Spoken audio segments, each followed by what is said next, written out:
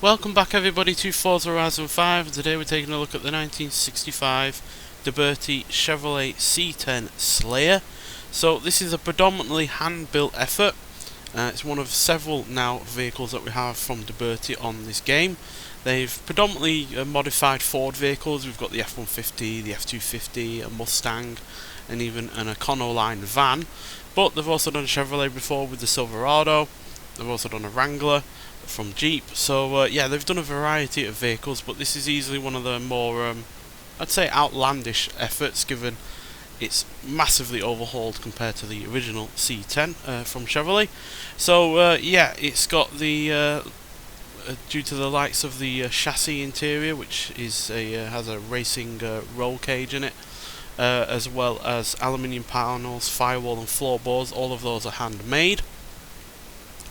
It's also got two rear axles, as you can see, both of which are powered, so technically rear wheel drive but also four wheel drive as well in that respect. It's also got 6 disc brakes, so one per wheel.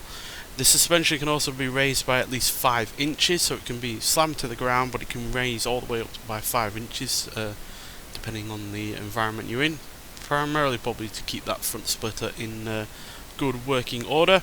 It's also got that massive carbon custom rear wing to help provide downforce, along with the rear diffuser that it's got going on there as well, to keep the rear end in check, because obviously even though it does have a second axle at the back now, it still also doesn't have much in the way of weight.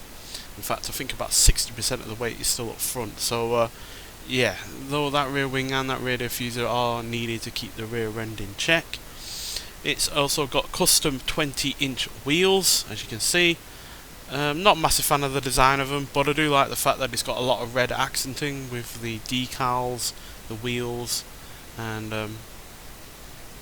such, quite frankly. So yeah, it helps break up the rather bland matte grey painted job that it's got going on. But yeah, it looks like a high quality you know, effort from DeBerti, as per usual, because yeah, they've put a lot of effort into this, as you can see by the interior. And it's obviously no mean feat to make something like this, because at the end of the day it is a one-off, and yeah, so everything is unique and built to specification. It's not a factory produced thing at the end of the day. So yeah, but in terms of general looks, there's probably not very much, if anything, mechanically similar to the original C10. It does have the kind of similar looking facade and look to the original car, but even then some bits have been changed. You've got these new headlights, and even the side profile has been slightly changed with this rear wing behind the cab. And then you've got the massive fuel tank as well, huge exhausts, and yeah, just the general look of it is just quite mad. But where it's even madder is in terms of the power plant that it's got going on. So it's a 6.2 litre supercharged V8 producing 1001 horsepower and 905 pounds-feet of torque. And that supercharger is, by the way, a 5 litre Whipple supercharger, so that means it's got nearly as much literage in terms of its supercharger as it does in terms of the actual engine. It's also got 8 stack fuel injectors on the top there, and all of that is driven by a 4-speed automatic gearbox. So yeah, on the whole, a very impressive looking car, to be honest. Just a big shame though that this is the only vehicle that is going to be newly added to the game via this current festival playlist.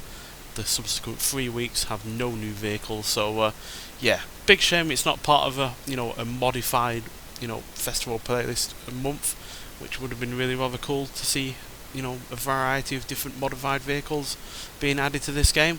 I know there are plenty of them already on this game. I've already listed several from DeBerti, and you have other ones from the likes of Hot Wheels, but would have been nice to have a month dedicated to such vehicles, because yeah, things like this are really, really impressive in terms of the engineering that goes into them, but also the fact that these have got to be built from the ground up basically, and yeah, designed from the ground up, and and also able to work in real life. So yeah, really, really impressive in terms of an engineering standpoint, but also in terms of the way it looks. But let's nonetheless see if that impressive engineering translates to an impressive drive. So let's get out there and see what it can do. Right, so here we are at the drag strip, so let's see what this car can do before we hit the speed camera, and then we'll get it round the track. So, yeah, with twin axles at the rear, it's not got the best launch, because at the end of the day you're asking the engine to deal with twice the axles, and therefore twice, you know, the traction and such to get off the line. But once it does get going, it's no slouch, as you can see. 140 mile an hour near enough there, which is fairly impressive for a vehicle that does weigh 4,657 pounds. So yes, it has a lot of power and quite a lot of torque as well, but there's also a lot of weight there as well. But thankfully you do have those disc brakes, you do have the additional traction of another rear axle, and yeah, the tyres are practically slick tyres as well. So yeah, way more impressive in terms of agility and handling than you might expect for a car with six wheels and a lot of weight on the go. But let's see what it's like stat-wise. So yeah, we're in low-end S1 class. And yeah, like I said, 60% of the weight is still up front, even with that extra rear axle, so that's why you need the spoiler and the rear diffuser there. But yeah, on the whole, the stats are fairly decent. Acceleration is not the best for a car, given the amount of power it's got, but considering the way it looks and the, you know, all of the things it's got going on with it, the braking and the handling is actually fairly good. Top speed is decent as well, but again, the launch is somewhat hampered by that extra rear axle. So yeah, not the quickest off the line, but like I said, once you do get going, it is fairly reasonable in that respect. And yeah, I just yeah, really like this car. It's probably one of my favourite, you know, pre-modified vehicles on this game, because obviously you can modify standard cars on this game, but pre-modified vehicles like this are a little bit hit or miss for me. But nonetheless, let's hear what it sounds like, and then we'll talk about it some more.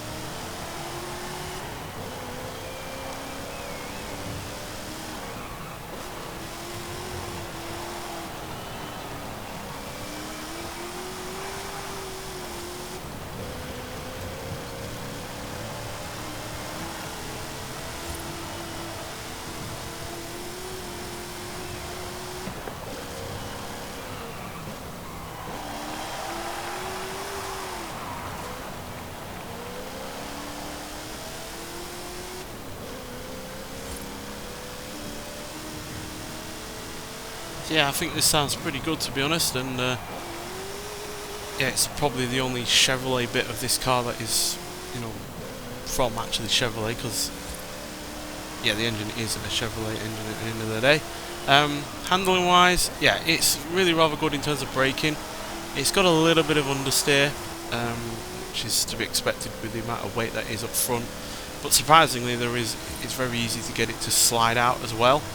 It does like to snap oversteer sometimes, which I am surprised about, given, you know, it's got twice the amount of traction of a normal vehicle at the rear end. So yeah, that is a bit surprising, but it's easy to catch, and yeah, I don't think I've spun out in this once yet, despite, you know, that being a handling characteristic. Brakes are good though, as you'd expect, given you've got 6 wheels all with disc brakes. So yeah, it does stop fairly nicely, especially when you consider the amount of weight it's got going on.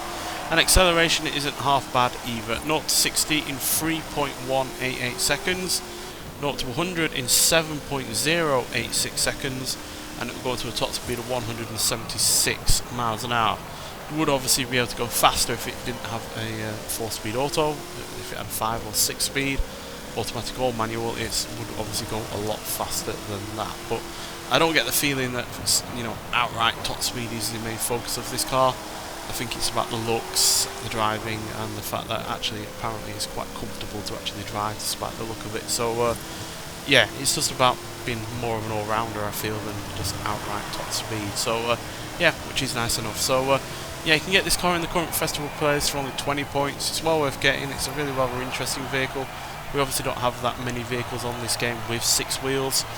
We obviously have the Mercedes AMG 6x6, and one of the, I think there's a Hennessy as well that is also 6x6. But yeah, it's not a common configuration by any means, so yeah, it's well worth getting for that reason. And then there's the fact that it looks good, it's a fun car to drive, and yeah, it's plenty fun enough in terms of straight line speed as well. Unfortunately, you can't upgrade that much about this car. Nothing you can upgrade on this in terms of the visuals. You can swap a couple of massively powerful V8s in it, but you can't actually upgrade the standard engine on its own, which is a bit of a shame. But still, it's nice enough to have it in the game. It's just a shame that it's the only one in the current festival playlist, and we have to wait until late January to hopefully get some more cars. But I'm not going to hold that against this car because it's not his fault at the end of the day. Nonetheless, so thank you for watching, and I'll see you in the next one. Bye.